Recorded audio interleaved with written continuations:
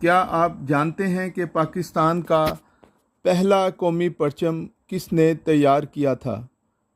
اگر آپ کو اس بارے میں معلومات نہیں ہیں تو ہم آپ کو اس بارے میں بتاتے ہیں کہ پاکستان کا قومی پرچم تیار کرنے والے پہلے فرد کون تھے۔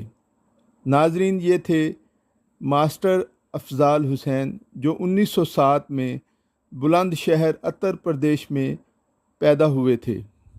بعد ازاں وہ دہلی شفٹ ہو گئے، جہاں انہوں نے اپنے بھائی الطاف حسین کے ساتھ مل کر حسین برادرز کے نام سے ٹیلرنگ کی دکان بنائی تھی، جہاں ان کی ملاقات اس علاقے کی مشہور مسلم لیگی شخصیت ڈاکٹر عبدالغنی سے ہوئی، جن کی دعوت پر وہ مسلم لیگ کی تنظیم نیشنل گارڈ کے ممبر بن گئے۔ جون 1947 میں ان کے بھائی الطاف حسین نے انہیں آ کر کہا کہ ہمیں پاکستان کا پہلا پرچم تیار کرنا ہے۔ چنانچہ سید امیر الدین کدوئی کے تیار کردہ ڈیزائن کے مطابق ماسٹر افضال حسین نے پاکستان کے پہلے پرچم کی پیمائش اور رنگوں کے تناسب سے کپڑے کی کٹائی کی، اور ماسٹر الطاف حسین نے اس کی سلائی کرنے کے بعد اس پرچم کو مسلم لیگ کے دفتر میں پہنچا دیا۔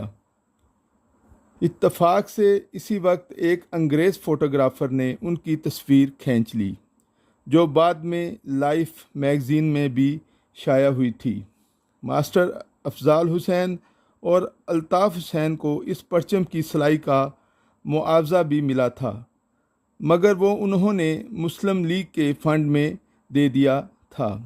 8 مئی 1979 کو اس وقت کے صدر جنرل ضیاء الحق جب کراچی آئے تو انہوں نے ماسٹر افضال حسین سے بھی ملاقات کی اور انہیں 5,000 روپے نقد انعام دینے کے علاوہ صدارتی تمغہ برائے حسن کارکردگی دینے کا بھی اعلان کیا، لیکن وہ اسے حاصل کرنے سے قبل ہی 10 جولائی 1987 کو انتقال کر گئے تھے۔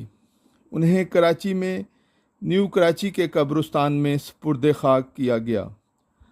آخر میں میری آپ سے گزارش ہے کہ مہربانی فرما کر میرے چینل کو سبسکرائب اور لائک کر دیں۔ شکریہ۔